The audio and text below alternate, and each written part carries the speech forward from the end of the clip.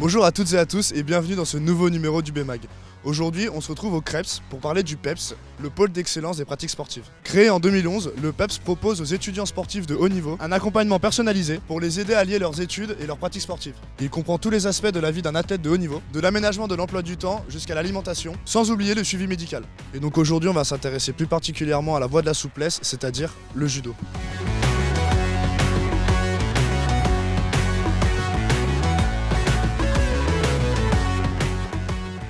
Donc, le PEPS est une structure facilitant pour nos athlètes universitaires, donc ça leur octroie certains avantages par rapport à l'alimentation, donc un des vecteurs de la performance. Alors oui, moi je fais un double parcours universitaire et sportif de haut niveau.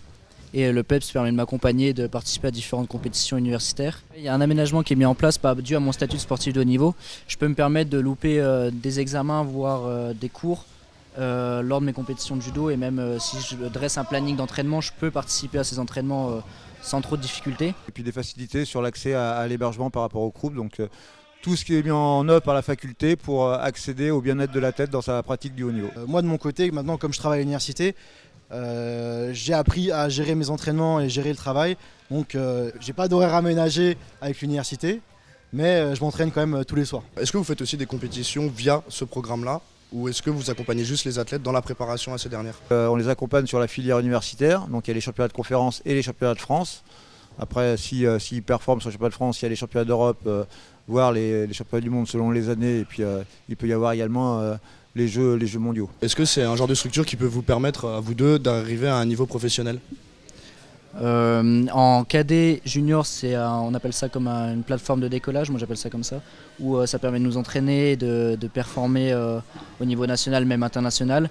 Et après, il faudra se tourner vers des structures un peu plus grosses comme Paris, à Paris l'INSEP, pour vraiment espérer participer au Saint Graal, les JO ou d'autres compétitions internationales.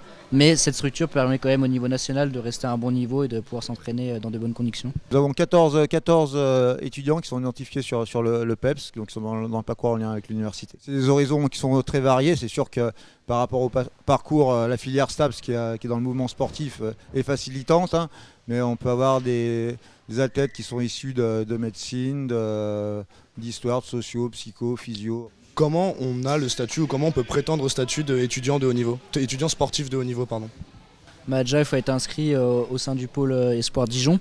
Il faut avoir fait certains résultats nationaux et voire internationaux pour disposer du statut. On est listé au niveau ministériel. Donc c'est-à-dire qu'on est reconnu par rapport au ministère des Sports étant sportif de haut niveau. Donc par rapport à là, l'université peut voir tout de suite qu'on peut avoir le statut de haut niveau à l'université. En termes de programmation, vous avez combien d'entraînements par semaine ? Donc nous on a des créneaux qui sont ouverts aux universitaires quasiment tous les jours, 4 fois par semaine. On leur propose la possibilité de venir s'entraîner. Et on a également des liens avec des clubs partenaires qui ont un public adulte ou également sur certains regroupements on peut les envoyer. J'ai 26 ans, j'ai 2 séances de judo dans toute ma vie. Vous me donnez combien de temps avant d'être pro ? Je pense qu'on peut te donner 10 secondes sur le tatami, mais pas pour être pro. Voilà, donc si vous voulez plus d'informations, vous trouverez des liens dans la description.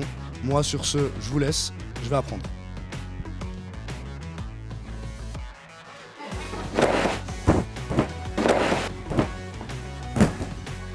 Portez-vous bien.